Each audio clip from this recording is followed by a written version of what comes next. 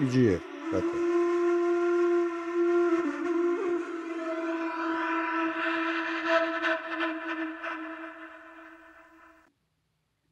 Привет на учениците на Райна княгиня, а също и на посетителите на антична гробница Строево от Петър Дикиджиев, архитект, автор на защитното покритие върху гробницата. Ню-Йоркър от началото на века, но израсъл на върха на Трихълмието над къщата Ламартин и посветил 15 от най-хубавите години на младостта на реставрация и консервация и адаптация и анастилоза на архитектурното наследство в Стария Пловдив и 6 тракийски окръга около града с около 70 обекта, както са описани от министър Ема Москова, наш колега. Да кажем къщите Хиндлиян, Черноземски, Андрея Георгиади, не Димитър, Андрея Георгиади, която също всъщност е на Хаджи Калчовото старопиталище. Училището на дядо Славейков, Чалъкова къща, много са, да не пропуснем Ламартин, разбира се, която укрепих с стоманена структура, защото до тогава многократно е била поправена и не можеше повече да се кърпи с тесла и бичкия. Много сложно укрепване, което и скъпо и не се повтори друг път в България. Да не пропуснем Хаджи Ламша, която е неправилно наричана Балабановата къща. Тя е на един арнаутин, погърчен, покръстен и ревностен християнин. Беше по фотографии, по данни възстановена на празно място под мое ръководство и по мои чертежи.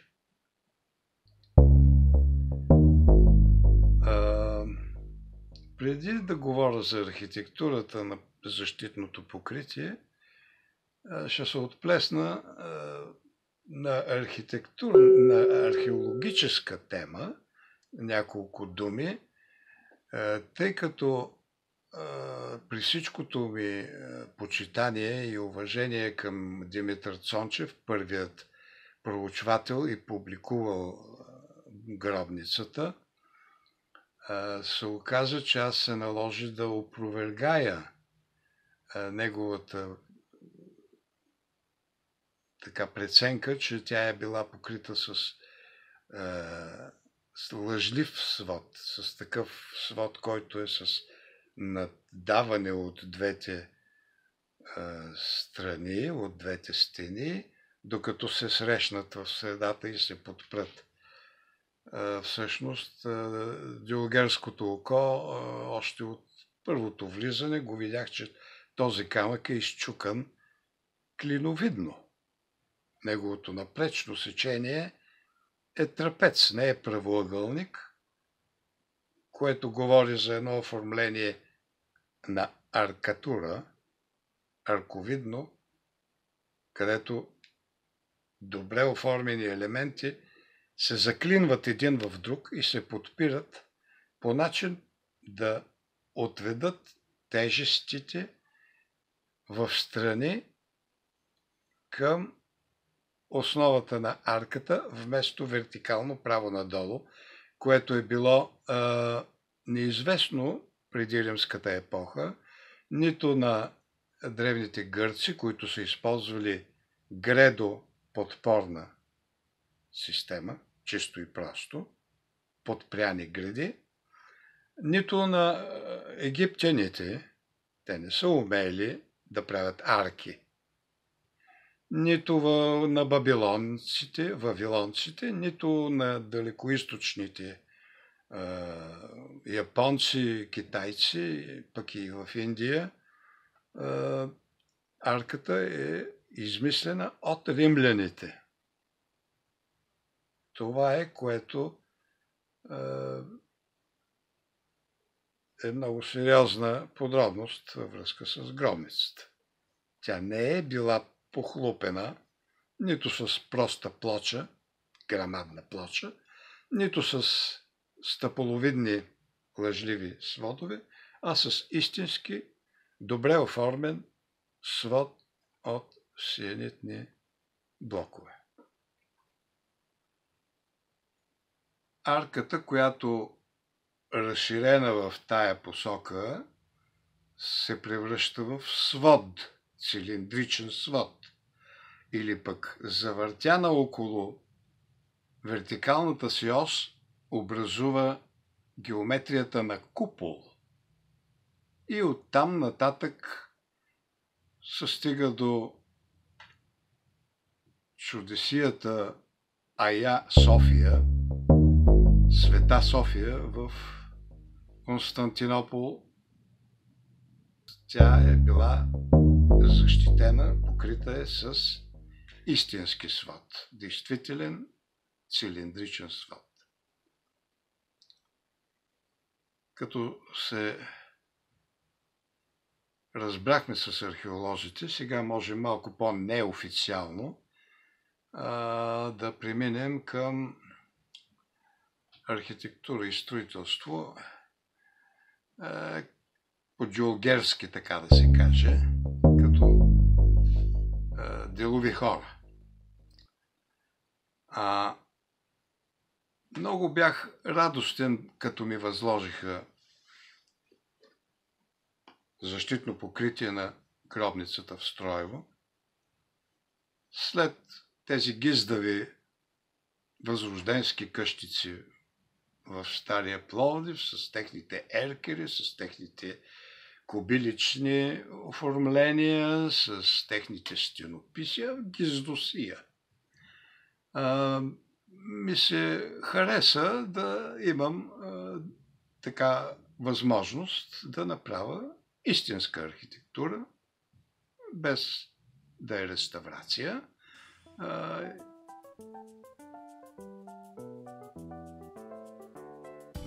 Много съм благодарен на архитект Пейо Берденлиев, който тогава беше директор на Националния институт за паметници на културата, след това стана и министър,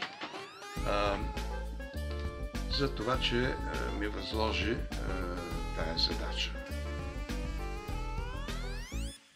Самият дух, който се излъчва от гробницата, е строго, как да обясна, той е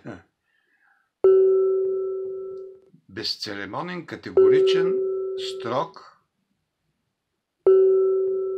и ми се искаше похлопакът върху тази сграда, върху този обект, да бъде по същия начин, като за вечни времена, без да бъде привлекателен, без да бъде секси. По възможност да бъде без всякакви модерни финтифлюшки, да няма електричество, да няма водоснабдяване и канализация, никакви инсталации по възможност, никакво обзавеждане вътре, никаква обстановка, никакъв комфорт, тъй като това не са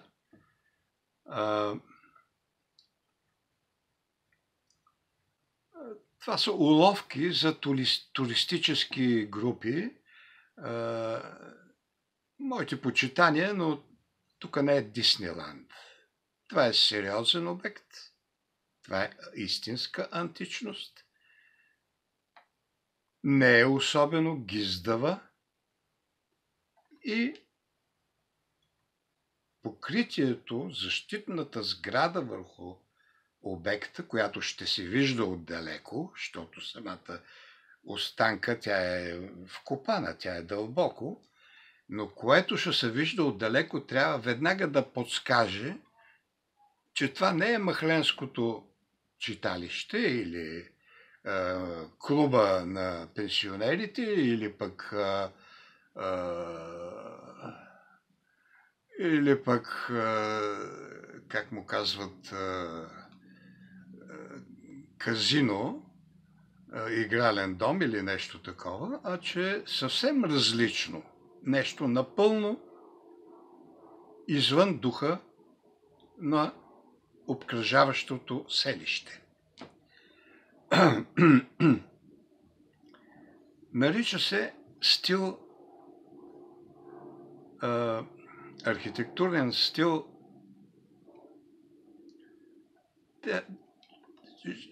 Този бетон, брутализмът е видим бетон без червило. Много мъчно е да се отлее без да има шупли, без да има различия. Той трябва на един път да се отлее, така че по цялата повърхност да изглежда по един и същи начин. Да няма от сам едно, от татъка друго. Всички бетон трябва да се забърка наведнъж, да се вибрира много добре, за да напълни кофража. И след като се декофрира, вече той не търпи никакви кръпки, никакви поправки, никаква мазня, никакви мазилки, никакво боядисване, дума да не става, никакво боядисване. И да се призная, попаднах на прекрасна бригада от майстори и чираци, които си свършиха работата с достоинство и си просто браво на тях. Като казвам, че не желаях да има никакви инсталации, това е нарочно. Не искам да бъде привлекателен. И напоследък има един израз социализиране. Доста омразна дума, защото що ме с соц, аз изключвам. Аз съм се нагледал и наслушал на соц. Никакво социализиране, никакво комунизиране, никакво фашизиране, много моля.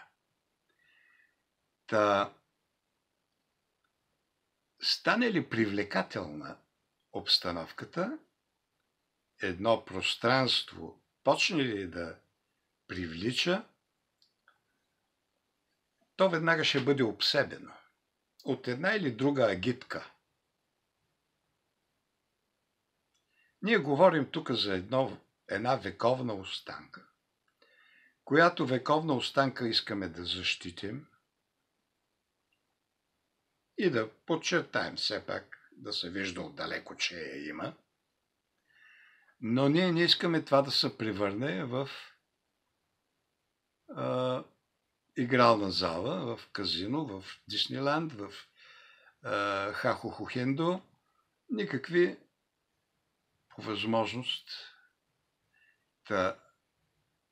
Ще се върна на това, че не исках никакви инсталации да има в нито електрика, нито водоснабдяване, нито канализация до степен такава, че не исках да се тази плоча, която е покривната плоча,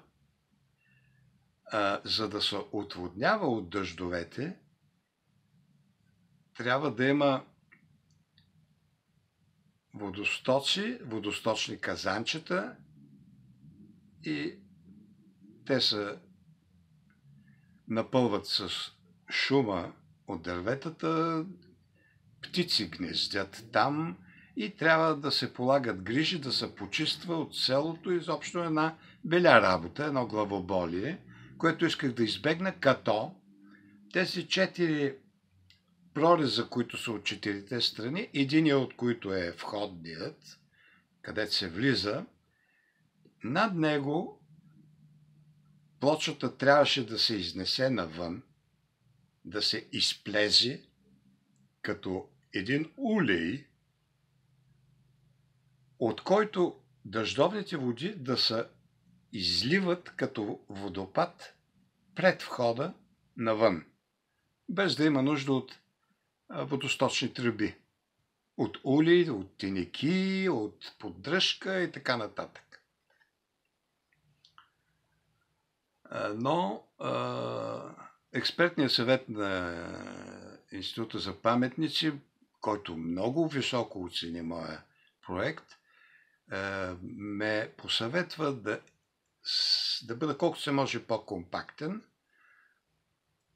за да не се изнасям извън петното, извън стъпката. Да не изнасям такъв водопад към селото, за не знам какви съображения, но ме посъветваха да... И така това остана в чистата си геометрична форма, без да има такъв водопад на дъждовната вода. Защо е с тези очертания, защо е точно по този начин? С такъв наклон не мога да отговоря. Просто това е свещеното авторско право. Така го виждам и така го правя. Аз съм много благодарен, че беше изпълнено по начина, по който беше правено, беше замислено и наистина ето колко години, от 70-те години до сега, си стои, дет се казва, без да увехтее, а дали го харесва еди коя си стринка или някой шуробаджанак или пък някое друго началство, аз не знам и не се интересувам.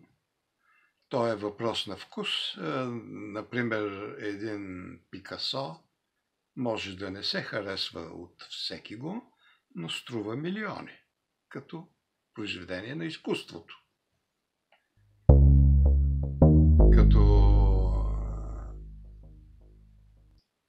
Като уточнение за археолозите, аз бях много похвален от високо почитаемата Лилия Ботушарова, една велика пловдивска археоложка, която десетилетия наред, тя остана стара мома, се занимаваше с южния вход на тунела, така наречения, тъй като работното заглавие не можеше да бъде другояче, докато не се знае какво е то. На 2 кутии цигари слънце първо качество, тя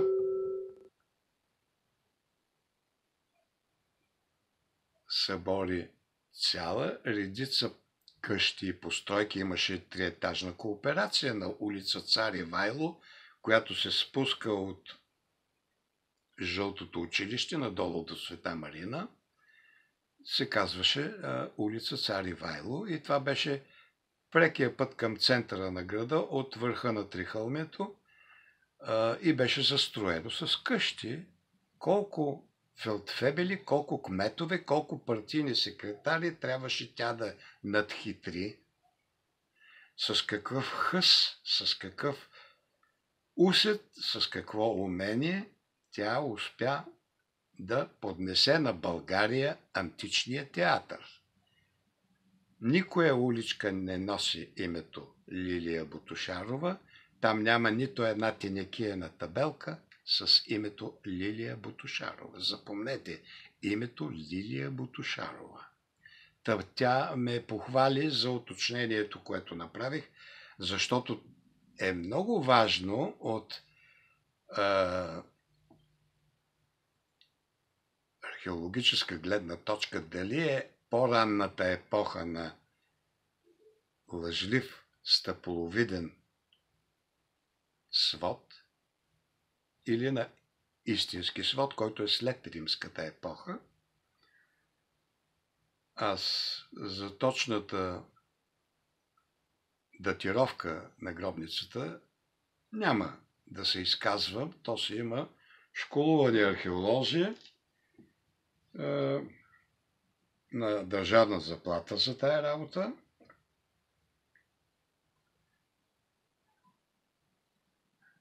Лъжлив свод с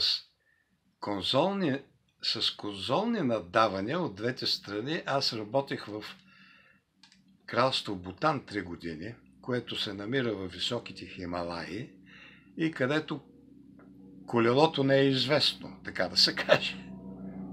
Практически, почти, защото няма пътища и всичко е на гръб се носи и с магарите, катъри. И там поточето, едно дере, за да се премости, надават от едната страна конзола, от другата конзола, срещу конзола, докато се срещнат в средата и се подпрат конзолите една в друга и по този начин се премоства празното място. Това е принципа на лъжливия свод. Строево не е било лъжлив свод. Цончев е в грешка. Също и Христо Джамбов много ме похвалиха за тази статия в тогавашното списание Музеи и паметници на културата. Пожелавам на учениците на Райна княгиня едно светло бъдеще, да се научат, да знаят, да умеят и да преуспеят. И на посетителите на антична гробница в Строево пожелавам приятен ден. 14 септември 2024, Ню Йорк. Бай-бай!